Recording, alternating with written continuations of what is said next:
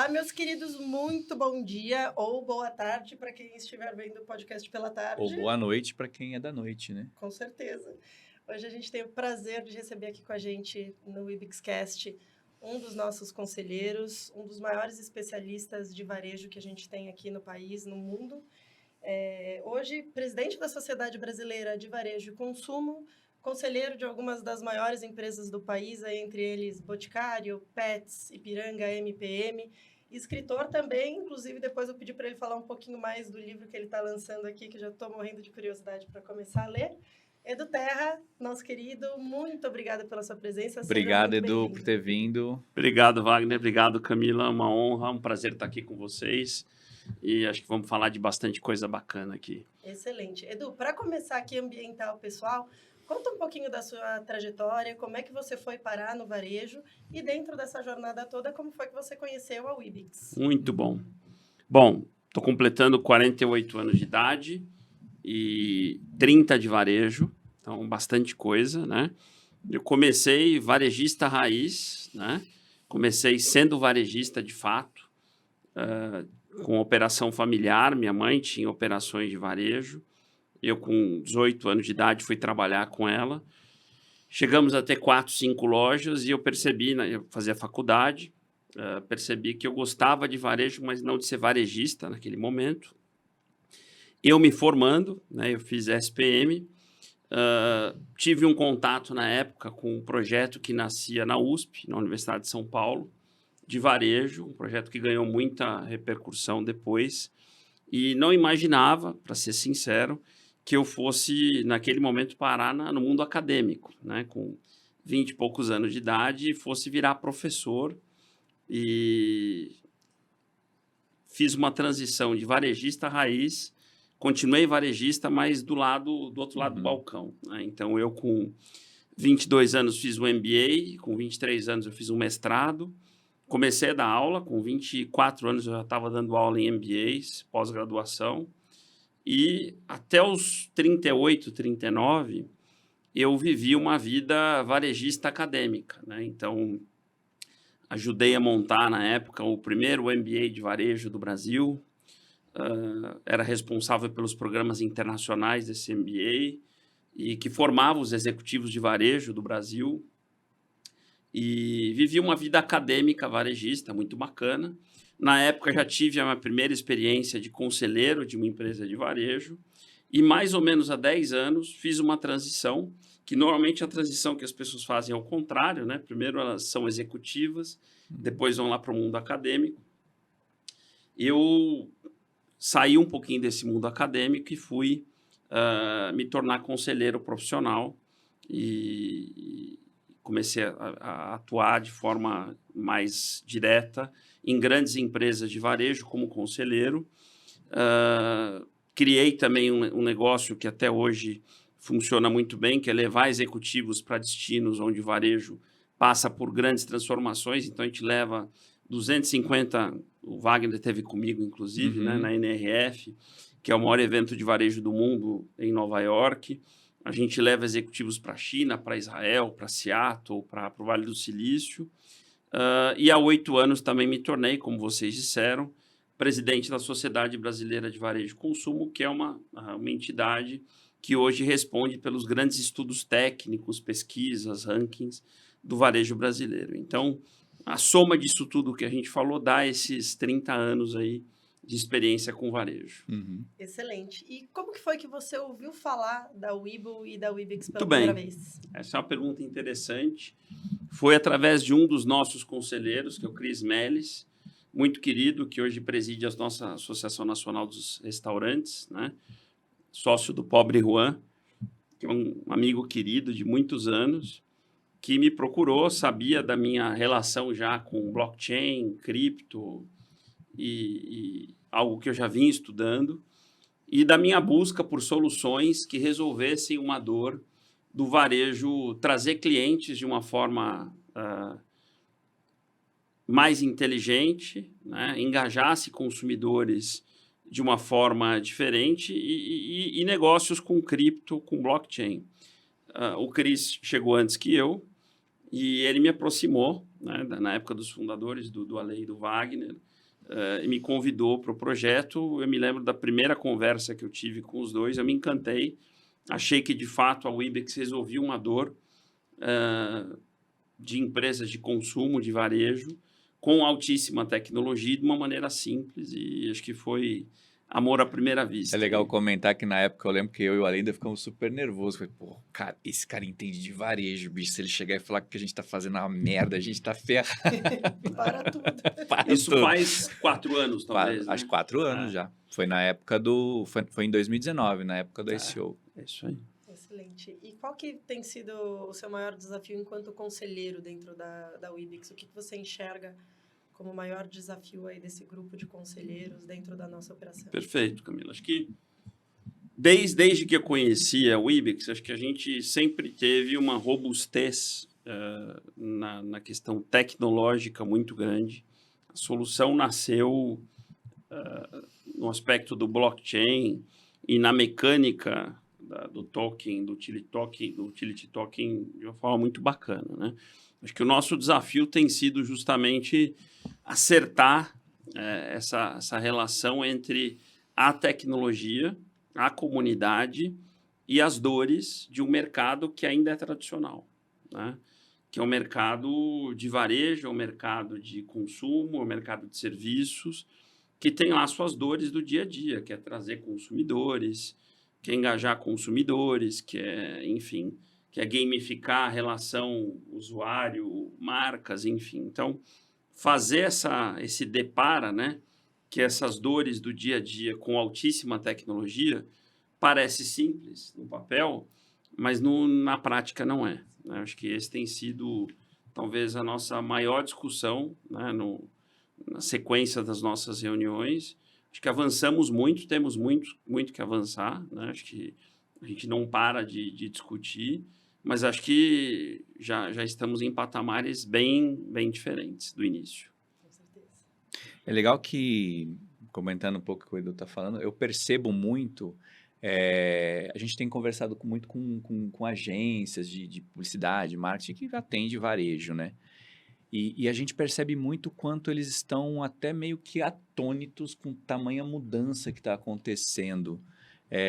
Do tipo, cara, as fórmulas tradicionais não funcionam mais, entendeu? Hoje a gente tem que se reinventar, inclusive em como atrair a atenção do consumidor, como é que eu engajo, como é que eu interajo com ele, como é que eu coloco esse cara para realmente atuar e não mais ficar naquela situação cômoda do passado, que eu fico aqui como um espectador passivo, esperando ser impactado por aquilo que você traz para mim, reluzente, brilhante e atraente, né? Agora, Edu, falando um pouco sobre o tema que você domina bastante, que é varejo. Como é que você vê essa transformação digital que está acontecendo no varejo? Eu acho que a gente passou por alguns estágios, né? Acho que a gente teve o estágio da conscientização ou da evangelização, e eu vivi muito isso, né? Que era aquele momento que a gente tinha que convencer as empresas da importância para a causa, né? Uhum. Então, muitas das viagens que eu fiz, das palestras que eu fiz, era para esse propósito. Olha, por que fazer, o quanto é importante fazer, aonde isso vai te levar, enfim. E acho que essa etapa está superada. Uhum. Acho que hoje é rara a empresa de varejo que não entende que transformação digital é relevante, que quem não fizer vai ficar para trás, né? Então, a etapa da conscientização, da evangelização já foi, claro, que ela se mantém principalmente de um conselho, de um C-level para baixo, né? Que é o processo de cultura digital do negócio como um todo. Mas eu diria que acionistas, conselho, executivos estão conscientes, são cientes do processo. Agora a gente está numa segunda etapa, que é, de fato, de fazer acontecer, né? Então, entendi, é necessário, preciso andar, como é que eu faço tudo isso, né? Só que é uma etapa ainda de imigrantes do processo, né? Então, eu gosto muito de usar essa expressão, porque, diferente de uma empresa nativa digital, com pessoas que nasceram na tecnologia, nasceram no mundo digital, e que blockchain, cripto, 5G, cloud... Não é nada demais, Não é nada né? demais, né? é um mundo nativo, Uhum. para este mundo do varejo raiz, que não é o mundo do varejo e-commerce, É grego né, ainda, para né? falar no português mais claro, ainda é grego. Uhum. Alguns já estão falando um grego, né, com Arranhando ali, sotaque, já tá isso arranhando aí, ali. né? Mas ainda é um negócio que, opa, deixa eu entender, assusta um pouquinho. E existem alguns degraus, né? E alguns obstáculos. Um deles é o da integração, né? Então, Uhum. quando essas empresas querem, então existe o desejo, a vontade. Entre o desejo e a execução, às vezes você tem um ano de integração das coisas. Uhum. Você sabe bem disso. O varejo tradicional é cheio de legados, É. né? A Mas- arquitetura do varejo é basicamente on-premise, né? Não é Uhum. cloud. Então, é feita de servidores com arquiteturas muito tradicionais, onde para integrar soluções mais modernas, né? Uhum. Leva-se muito tempo e gasta-se muito dinheiro.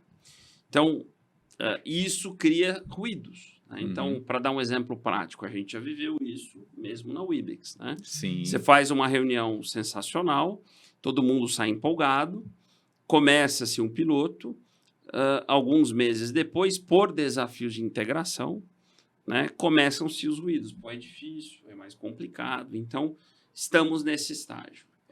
Como é que isso está se resolvendo? O varejo está tomando um pouco mais de consciência de que ele tem que trocar os canos. Uhum. Né? O que é trocar os canos? Ele tem que mexer um pouco na infraestrutura. Não dá para ficar mais com aquilo Não que dá. tem. Não dá para ficar com aqueles legados gigantescos. Ele tem que se preparar para pegar soluções como o Ibex, né? Ou como qualquer outra, que são soluções mais de ponta, e ele está preparado para integrar aquilo rapidamente a baixo custo. Uhum. Esse é um dos maiores diferenciais competitivos hoje de uma empresa de varejo. Não, você está pronto para integrações rápidas. E é legal você comentar isso, porque literalmente, acho que a gente até foi o tema de um dos podcasts anteriores nossos, falando sobre integrações e sobre o momento assim dos clientes da Wix. A gente tem literalmente clientes grandes no Brasil hoje que estão fechados com a gente e integrando a gente há um ano. Um ano. Há um ano fazendo É isso integração E é de legal sistema. até a gente trazer isso, né? Porque a gente tenta passar muito para a comunidade as razões dessa lentidão. Perfeito. Né? Porque às vezes a gente... primeiro, a gente não pode anunciar esses clientes antes de estar com essa integração pronta, né? E, ao mesmo tempo, a gente acaba lidando no meio desse caminho com empecilhos que não são referentes à nossa tecnologia, mas à maneira como isso aí. eles enxergam a tecnologia como um todo. Mas é isso aí. Uhum. É fundamental a comunidade entender isso. Quer dizer, a gente tem uma solução que depende de uma arquitetura do outro lado que receba isso. Né? Uhum. Do outro lado, nós estamos falando de quem? De grandes empresas, grandes marcas, né? Empresas de telecomunicação, indústrias, varejistas, empresas de serviço, que têm marcas incríveis, mas que têm legados de tecnologia muito fortes e que não estão prontas para receber não só o Ibex, né?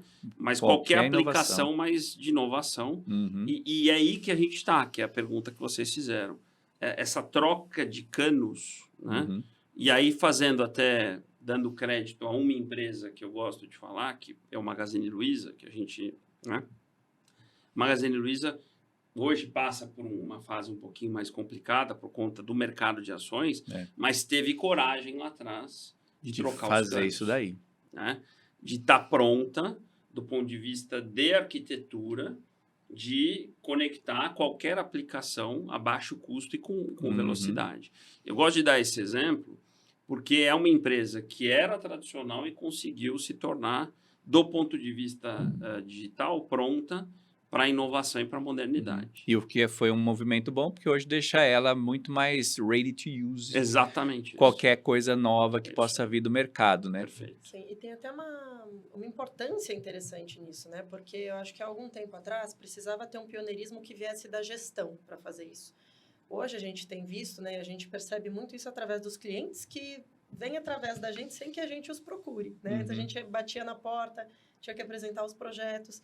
E esse mercado hoje vem atrás da gente porque eles entenderam que em um determinado momento, quem não tiver feito essa troca de canos, quem não tiver pronto para receber essas tecnologias, vai ficar muito para trás. E é engraçado que são várias fases, né? Que eu lembro que quando a gente começou, por exemplo, na Webex, Quando a gente falava do modelo de negócio envolvendo blockchain, essa questão da rastreabilidade do engajamento, da auditoria do engajamento da pessoa, do valor, né, atribuído ali por ser um token e tudo mais, isso de 2017, 18, 19, a gente era enxotado dos escritórios na base da sapatada. Depois, em 20, 21, a pandemia acho que deu uma forçada na barra para as pessoas se modernizarem, se digitalizarem, e as pessoas já pelo menos já recebiam, já não guardavam o sapato. E hoje elas procuram a gente, né? Preocupadas com, opa, tô perdendo o trem. É que aí, Wagner Camina, né? Eu até acabei contando a minha história no início, por esses mais de 15 anos dando aula direto, eu acabei ganhando o vício da didática, né? Uhum. Eu gosto, se a gente colocar as coisas no tempo, o varejo, o Brasil, as empresas tradicionais ainda estão amadurecendo a transformação digital da Web 2.0, Uhum. né? E a Webex para mim, uma das coisas mais incríveis que eu vi já do mundo da Web 3, Uhum. né? Que é a web da descentralização, é a web do blockchain, que é o futuro, Uhum. né? Que é o mundo que vai chegar e vai chegar rápido. Então, é aí que dá, muitas vezes, eventualmente, um descompasso de integração e de entendimento, que para mim é uma questão de tempo. Sim. Tá? A questão de essa agenda das empresas entenderem que a Web 2 morreu, né? Ou que está morrendo, Uhum. e que a gente vai rapidamente para um mundo de Web 3.0, e que elas vão ter que ter uma arquitetura diferente, mais moderna, e que soluções como a da Webex vão ter que se conectar e vão resolver dores de um jeito diferente, é uma questão de poucos anos. Uhum. E o grande acelerador disso, e aí eu toco até falando um pouquinho do livro que eu estou lançando, eu falo de Web3, falo de metaverso, falo de 5G. Uhum. Teve a pandemia, que foi um acelerador brutal de tudo isso que a gente está falando. Então, foram muitos anos em poucos meses que a gente acelerou. E para quem acha, né, e eu tenho escutado isso muitas vezes nos corredores e nas reuniões, a pandemia acelerou, a gente avançou em digitalização, agora vamos para uma calmaria. Tudo menos a verdade, porque a gente está agora dando início a um outro grande elemento acelerador, que é o 5G. Né? 5G eu tive algumas vezes na China, que é onde o 5G começou primeiro. O 5G é uma alavanca de digitalização do tamanho ou maior do que foi a pandemia. Né? Então, acho que o 5G, e agora nós estamos gravando esse episódio no começo de outubro, né? Todas as capitais brasileiras já estão com o sinal de 5G instalado. O 5G funcionando, e não é 5G agora só de um sinal um pouquinho mais rápido. É um 5G com uma latência, com aplicações. O que está sendo colocado é a base para que aplicações usem esse oxigênio de internet novo e que comece a rodar tudo diferente. E é legal que as pessoas, quando pensam em 5G, eu acho que a maioria delas acredita que é só uma internet muito mais rápida. Não. Que tudo bem, ela é uma internet muito...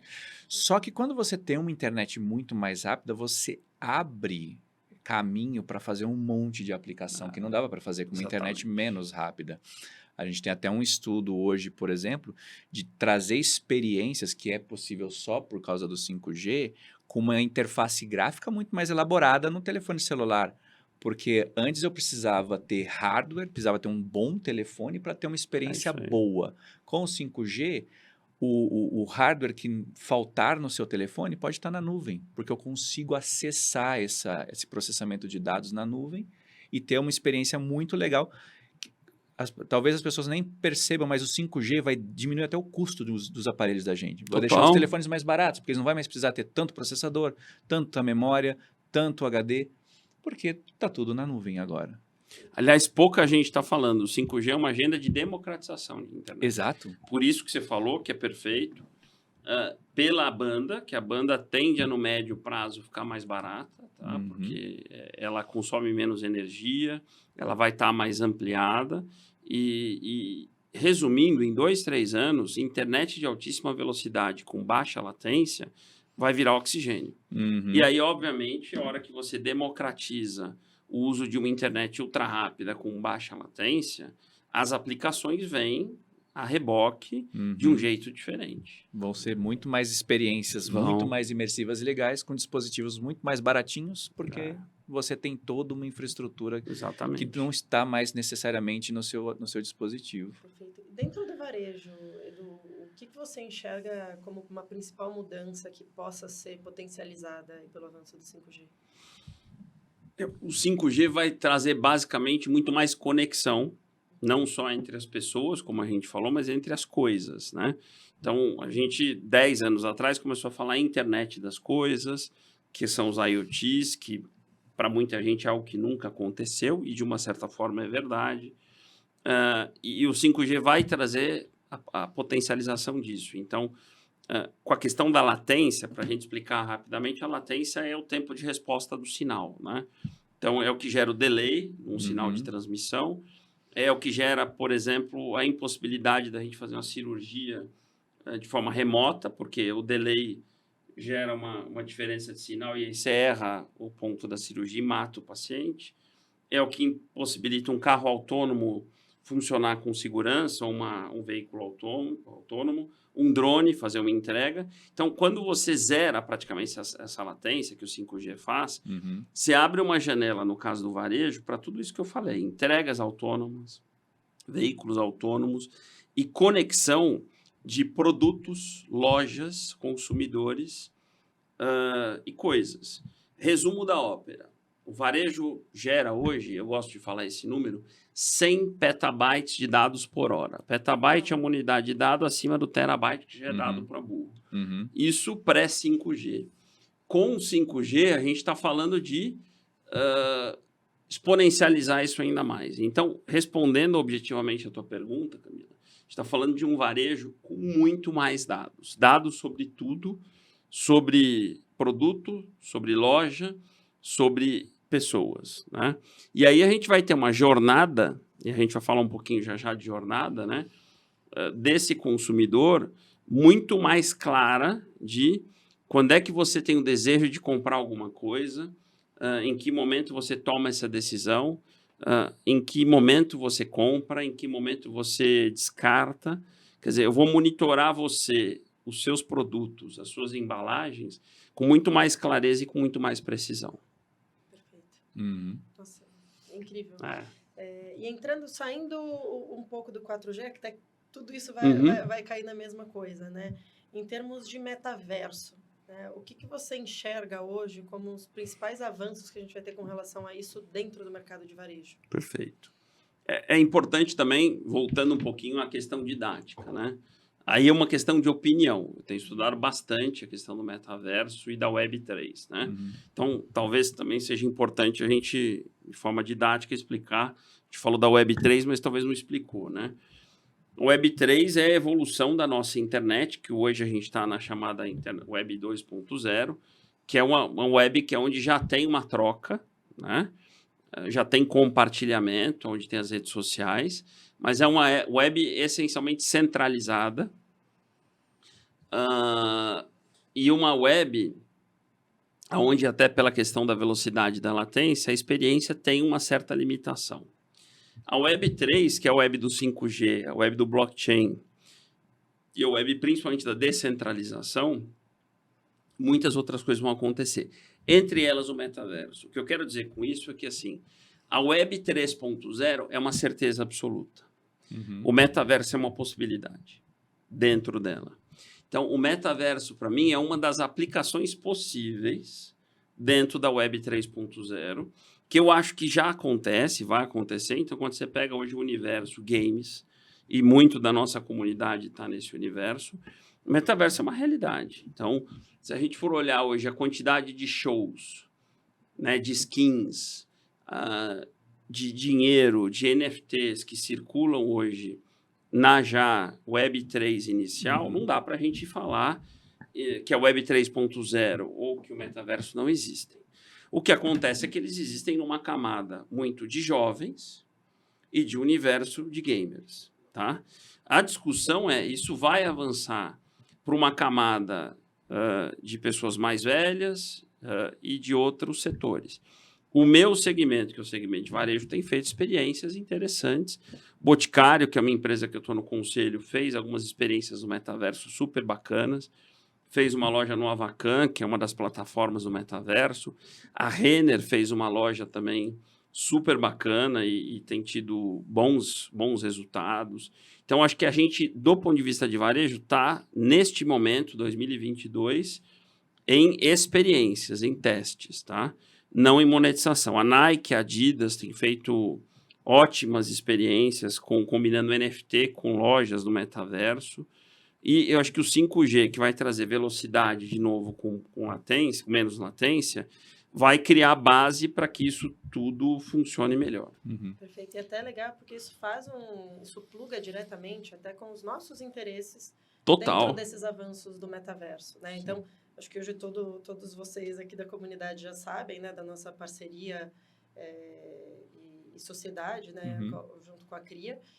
E justamente essa abertura de mercado para aplicação financeira definitiva, né, para uma economia que rode efetivamente dentro dessas tecnologias imersivas hoje, é algo que está no futuro, mas que efetivamente precisa acontecer, né? Então, essa dificuldade da monetização dentro do metaverso hoje, ela se dá justamente porque você precisa de uma moeda corrente ali que, ao mesmo tempo, possa circular fora daquele ecossistema, né? Que acho que isso casa muito bem com o objetivo central da Wibix, que é poder ser uma moeda que circule na economia real e também dentro de ecossistemas virtuais. Isso aí. Né? E colaborando com o que você está falando e com o que o Edu falou, principalmente na questão do... Muita gente ainda é cética com relação à adoção do metaverso. Eu concordo com o Edu. A Web3 ela é uma realidade. Não tem como discutir. Isso Agora, aí. tem muita gente que discute metaverso. E aí, quando a gente vai discutir metaverso, como bem o Edu falou, a gente olha muito para a questão do universo gamer hoje, que é o early adopter disso tudo, mas que já gera cifra da casa de trilhões. Mas é interessante a gente pensar que, poxa, parece uma coisa só de universo gamer, poxa, mas o próprio videogame era uma coisa muito de jovem há 20, 30 anos atrás. E ele foi tomando mais classes, mais massas, mais pessoas. Hoje, cara, você vê, tipo, eu vejo pessoas de 40, 50 anos no ponto de ônibus jogando Candy Crush no celular. Minha avó joga lá uns joguinhos lá dela no celular também. Então, você vê que o game, ele saiu da esfera infantil e jovem hoje e tem todo mundo joga alguma coisa. Tem algum joguinho no celular que ele tem o hábito de jogar. Se você tem isso acontecendo, e acredito que numa escala de tempo que demorou bastante, você vai ter isso também no metaverso. A questão é só ele ficar muito mais acessível, né? Ele ficar mais fácil de usar, ele ficar disponível em qualquer dispositivo, independente de ser bom ou ruim o aparelho. Então, acho que a democratização do acesso, e o que vai proporcionar isso é o 5G, vai começar a provocar o interesse em usar aquilo que hoje é muito da classe da galera gamer. Não, total. Dando um exemplo, eu sou um cara apaixonado por Fórmula 1, né? Uma das aplicações que a gente vê dos meus estudos de metaverso, nós estamos provavelmente há 2, 3 anos do que eu vou falar. Imagina muitos fãs de Fórmula 1, que são muitos, a Fórmula 1 voltou a ter, né, desde a compra pela empresa americana, um número absurdo de fãs. Você, num simulador muito próximo da realidade, poder correr num carro em tempo real com a corrida, como se fosse um dos carros daquela mesma corrida, né? Você descreve uma experiência dessa, arrepia para quem gosta, né? Então, imagina você em Mônaco, 2025, ser um dos carros do grid no metaverso. Então, aquilo que está acontecendo... com a galera que está ali real, com a galera que está ali real. Quer dizer, aquilo que acontecer em Mônaco físico 2025, no metaverso, você é mais um carro disputando com eles. Quer dizer, quando você descreve uma situação dessa... Não tem como quem gosta de Fórmula 1, não de metaverso. Esquece o metaverso. Querer experimentar uma experiência dessa. Então, a gente está falando de Fórmula 1, mas eu poderia estar falando de qualquer outra coisa. Posso estar falando de pular de paraquedas. De qualquer paixão que você tenha. Eu posso falar de qualquer paixão que eu poderia trazer o Manchester... Acho que foi o Manchester United ou o Manchester City. Foi o Manchester United. Está construindo a primeira arena no metaverso, que é uma arena de capacidade X, que você vai assistir os mesmos jogos de quem está lá no Old Trafford, que é o estádio deles, com a vista que você quiser. Você vai ter ingresso da onde você quiser também, com vista do jogo que está acontecendo, mas só que a diferença é que você não vai pegar trânsito, carro, você vai assistir um jogo. Então, o apaixonado por futebol, por Fórmula 1, por show, né? Eu estou trazendo experiências do mundo real. Então, eu acho que a gente tem que entender que metaverso não é fim, é meio. Ele é um meio para te proporcionar experiências que as pessoas são apaixonadas. Acho que as pessoas, assim, você curte metaverso? Ninguém curte metaverso. Não. Você curte Fórmula 1, você curte show, você curte futebol. O metaverso é um meio para te levar de uma forma virtual para aquilo que você adora. E extremamente inclusivo também, né? Porque a gente estava até dando um exemplo em outros episódios sobre isso. Vamos supor, turismo. Poxa, eu tenho vontade de conhecer as pirâmides. Exato. Poxa, eu posso visitá-las de dentro de casa com uma experiência extremamente imersiva, extremamente realista, e falar, poxa, bem legal, vale a pena eu ir lá de verdade agora. Ou não, tá bom, estou satisfeito com essa experiência que já entendi como é, já senti como é. E de verdade ela é quase real, é quase como estar lá.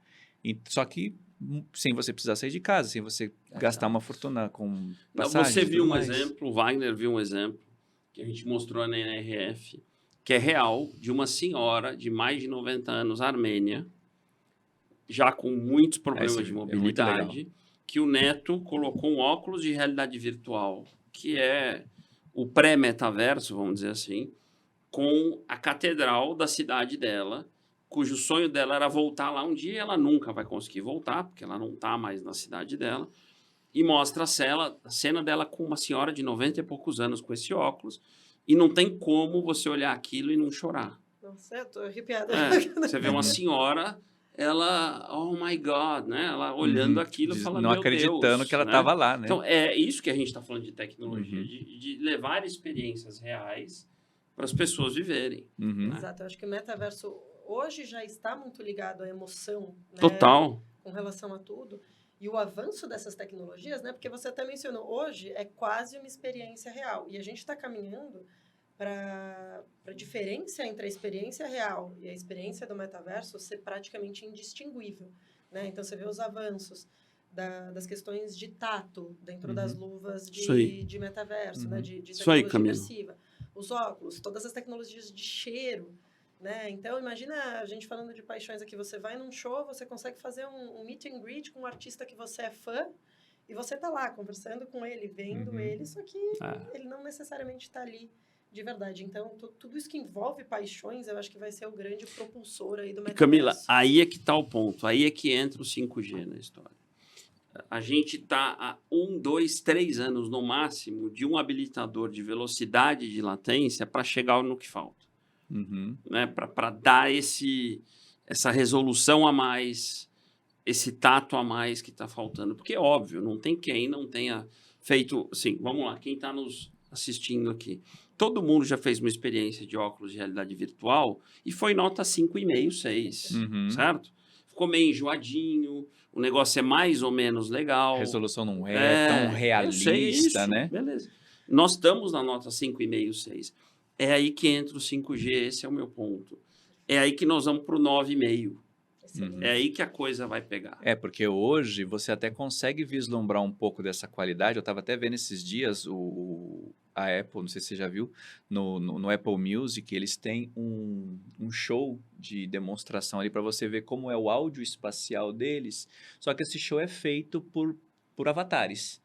Só que é de uma qualidade que eu assisti para ver o som, ou testar o áudio espacial. E depois, no meio do show ali, vendo pela tela do telefone, eu comecei a mas pera um pouquinho aí, esse show não é de verdade, esse cantor não é de verdade.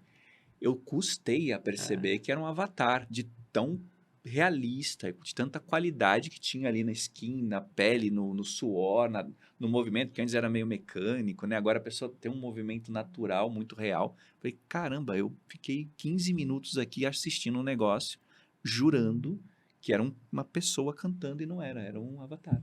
Você foi submetido a um teste de Turing.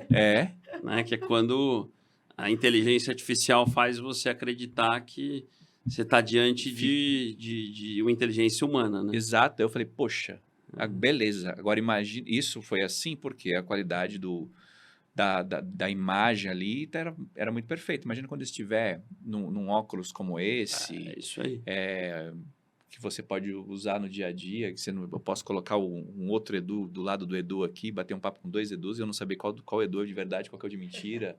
Isso vai ser muito louco. O Google está testando, eu fiquei sabendo recente, conversando com alguns clientes que tiveram lá, a nova plataforma do Google Meet, Uhum, que acho que muitos de vocês usam, né? uhum, Com uma espécie de holografia, né? uhum, Que é mais ou menos como se vocês dois estivessem, não aqui, mas via videoconferência, né? uhum, Numa espécie de projeção holográfica, eu sentado nessa mesa e não vocês aqui, mas uma projeção, uhum, mas a sensação que eu vou ter é de vocês dois sentados aqui. uhum. Nossa. E dá até uma sensação de você dar Tipo, passar a tocar mão ali, né? aqui e, na verdade, é uma imagem. Né? E é legal esse E chega uma realismo, hora né? que você esquece que a reunião não é presencial. Sim, porque quem já experimentou, por exemplo, esse óculos do Facebook, ele não tem uma resolução das melhores. Ele é muito bom, mas não é das melhores. Mas, cara, se você... É o óculos 2, né? Se você usar ele, seu cérebro, cara, em 5 minutos, ele desconsidera a Exatamente falta isso. de realismo. Ele embarca na... E, cara, seu cérebro tá ali dentro, já aceitou que aquilo ali é a isso aí. realidade, a nova realidade que você tá vivendo. Isso aí. E Edu, voltando um pouquinho para o Vamos nosso lá. papo, dentro disso tudo, como é que você enxerga que o varejo está se preparando para essa mudança quase que drástica, né, de consumo, de hábitos das pessoas? Como é que você vê? Tem alguma empresa, algum case que você veja que já esteja muito à frente disso? Eu queria ver um pouco da sua visão. Então, essa pergunta acho que é a mais importante aqui da nossa conversa, Camila, porque assim, o varejo errou muito nesse processo todo. Né? Nós estamos falando aí de uma jornada que está completando, eu diria que quase 10 anos entre os primeiros que começaram a olhar que o mundo ia ficar diferente até hoje. Né? Então, nós estamos em 2022. Eu diria que em 2012 a gente começou a falar da tal transformação digital, que até é o título do meu livro aqui. O pessoal achou que tinha atalhos no começo, então, o que são atalhos? Vamos direto para as aplicações, né? Como a nossa, vamos usar o Ibix de cara. É ótimo, seria fantástico, mas não dá, você tem que fazer lição de casa. Né? Hoje, as empresas que fizeram, já vou te falar na minha visão, as que fizeram e estão colhendo, na minha visão, atuaram sob 3 pilares estruturantes. Cultura, mudança de mindset. Isso. Então, a empresa passou a pensar diferente o negócio, o consumidor, né? Tudo. Estrutura organizacional, metas e incentivos. Então, a maneira com que a empresa está estruturada, vou dar um exemplo.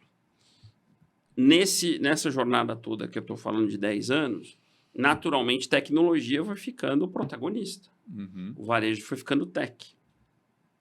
Qual é a jornada normal? Que o departamento de tecnologia fosse ficando robusto. Num primeiro momento, foi ficando uma área forte, grande, e esse foi o primeiro erro, porque aquilo virou um silo. Né? E aquilo é tudo menos a verdade. Então, hoje, nas empresas que deram certo, que aí são, por isso que eu falo em estruturas organizacionais, tecnologia está dentro das áreas de negócio. Né? Nos squads, nas value streams, num jeito de trabalhar completamente diferente daquele de antes, nas caixinhas, nos departamentos, onde você chamava a tecnologia para resolver um problema ou para abrir um projeto. Hoje, tecnologia é parte de uma área de negócio. Então, quando a gente leva hoje uma proposta de Webex para um cliente, ele não pode chamar a tecnologia para resolver. Se ele fizer isso, ele já está com a estrutura errada. Né? Ele tem que ter na área de marketing dele tecnologia visceralmente integrada. E aquilo, o Ibix tem que ser um projeto onde, num squad, ele vai ter tecnologia, vai ter marketing, vai ter um monte de gente que vai implementar. Então, terceiro pilar, estrutura organizacional. Junto com isso tem metas, incentivos, tem os OKRs que criam objetivos de negócio diferentes. E o terceiro, arquitetura de tecnologia, que a gente já falou um pouquinho, que é a troca dos canos que a gente mencionou, né? Quer dizer, revisar toda aquela estrutura legada que não funciona mais e tem que ser feita. Então, eu diria que quem fez essa lição de casa desses 3 blocos está colhendo muitos frutos e muitas empresas fizeram. A gente pode dar alguns exemplos das empresas de ponta. Vou começar falando de uma que eu faço parte, que é o Boticário, que tem colhido frutos incríveis, né? E é uma empresa que se transformou nos últimos 3 anos. O próprio Magazine Luiza, que independente dos resultados, por ter outros desafios hoje da categoria e da economia, mas é uma empresa que se transformou. Eu gosto de falar muito do Banco Itaú, que eu admiro demais, que fez uma transformação incrível e que tem insurgentes aí como Nubank, Banco Inter, que desafiam ele a ser diferente, né? A própria, no setor farma, uma Raia Drogasil, né, que soube se reinventar e trazer tecnologia. Então, tem alguns exemplos muito bacanas. A Renner, né, que eu mencionei aqui. Então, tem empresas que estão nessa jornada que, se a gente for fazer da prática para a teoria, o que eles fizeram foi passar por esses 3 blocos: cultura, estrutura organizacional e arquitetura de tecnologia. A gente está falando muito aqui do varejo, da indústria, das empresas que estão percebendo essa necessidade de mudança, essa necessidade de modernização, essa necessidade de digitalização e de uso dessas novas tecnologias. Mas, no seu ver, assim, o consumidor, você acha que ele também ele tá alinhado com essa agenda? Você acha que o consumidor está pronto para toda inovação? Você acha que ele está mais avançado ainda? Em que estágio você acha que o consumidor Ótima pergunta. Eu uso uma frase, tá? E eu posso te dar alguns exemplos para não ficar uma frase teórica. O consumidor anda mais rápido que as empresas. E ele é implacável, tá? Vamos pegar um exemplo prático. Primeira vez que você usou Uber na sua vida, isso deve ter uns 10 anos, tá? Alguém te apresentou, falou que tinha Uber, que era um negócio bacana, que era um aplicativo ágil, fácil, você botava para onde você ia, pagamento embarcado, né? Seguro e tal. Ok? Você ligou para o teu taxista de confiança, falou: seu José, eu queria lhe comunicar que estou deixando de usar o seu serviço. Você fez isso? Não. Você foi, certo? Primeira vez, Camila, que você assistiu um filme no Netflix, certo? E gostou. Você mandou um e-mail lá para Globo. Olha, e falou assim: esquece TV tela Globo, quente. Estou deixando de assistir a tela quente. Você fez isso? Não, você foi. Esse é o consumidor, cara. Ele vai.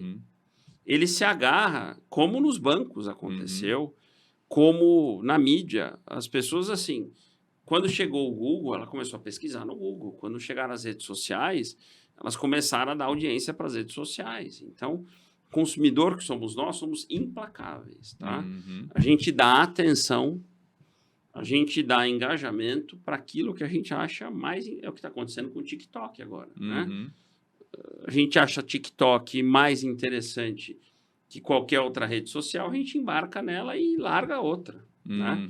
Então, esse é um ponto de atenção que a gente discute, inclusive, aqui como o IBEX, né? Que a gente tem que ter o ponto do consumidor, o pulso, né? Que é a palavra-chave o tempo todo. E é muito difícil monitorar isso e perder, e é muito fácil perder isso. Né?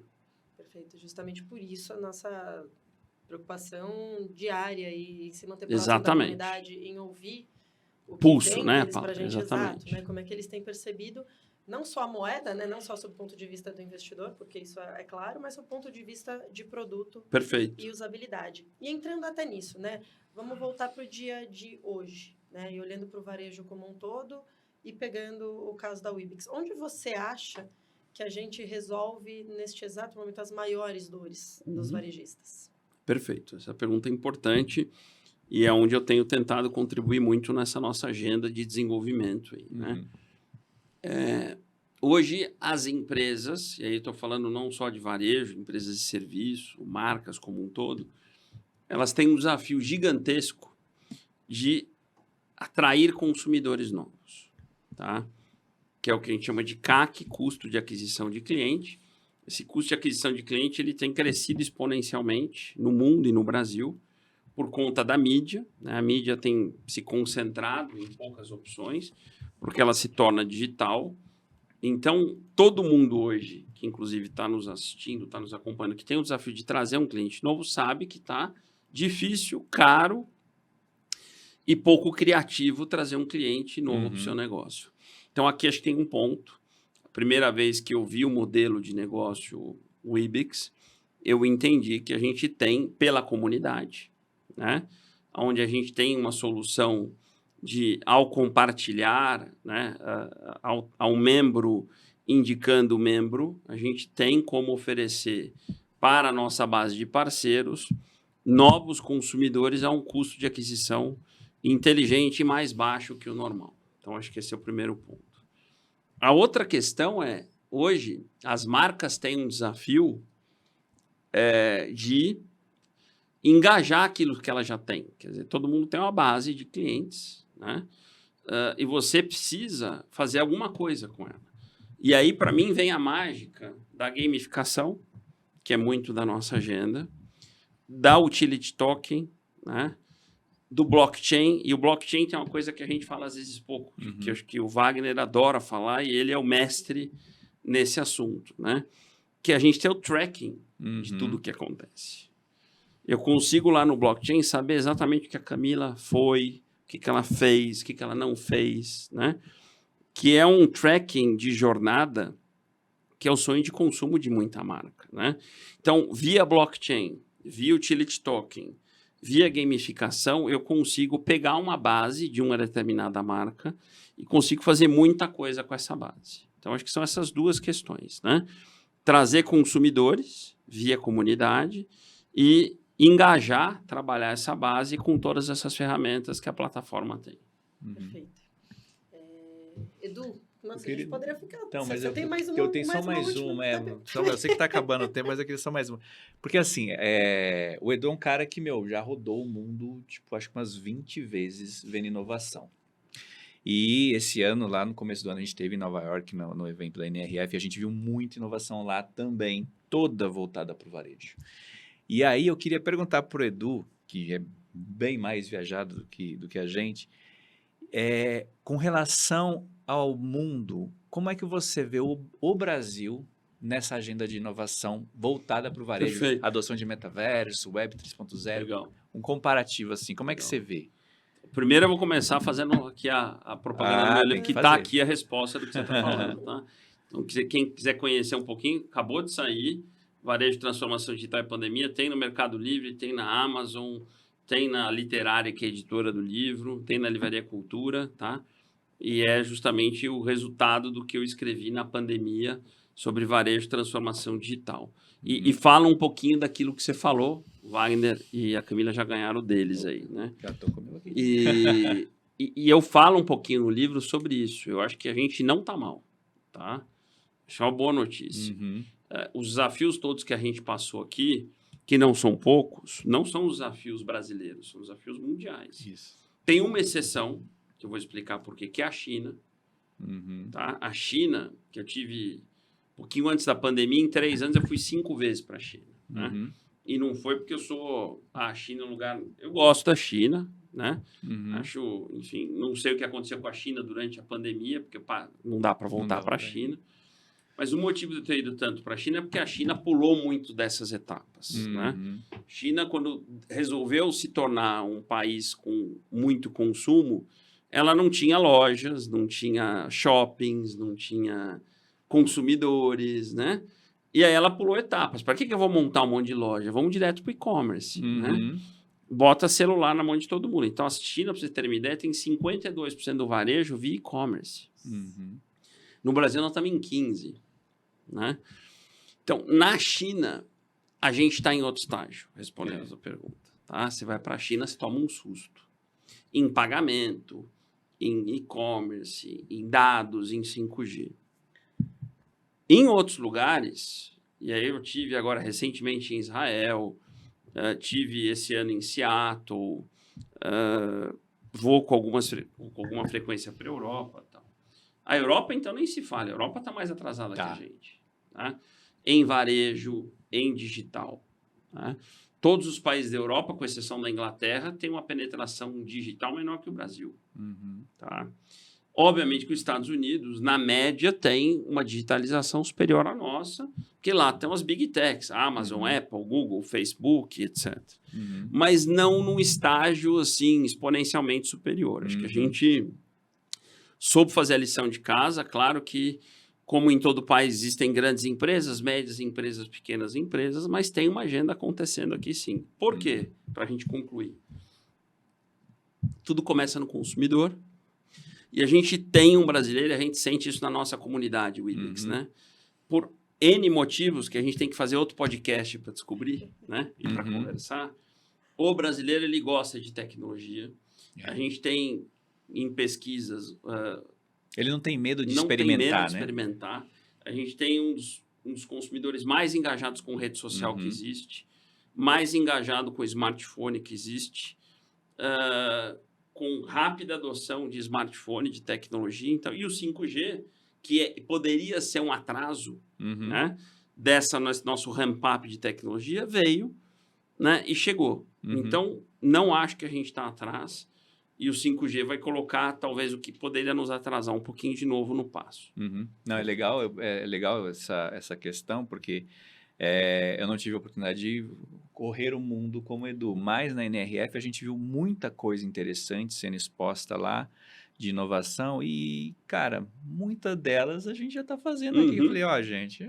O IBIX é uma delas. Né? Menos, tá? Porque a gente está bem melhor do que vocês. A gente viu muita coisa lá que estava aquém do que... Exatamente. Inclusive até coisas muito parecidas com o IBIX Go, só que muito mais embrionário, com a ideia de usar um token para recompensa, coisas que a gente usa como o nosso gateway de pagamento, só que o nosso gateway de pagamento, uma feature, era um stand falando sobre meios de pagamento com cripto.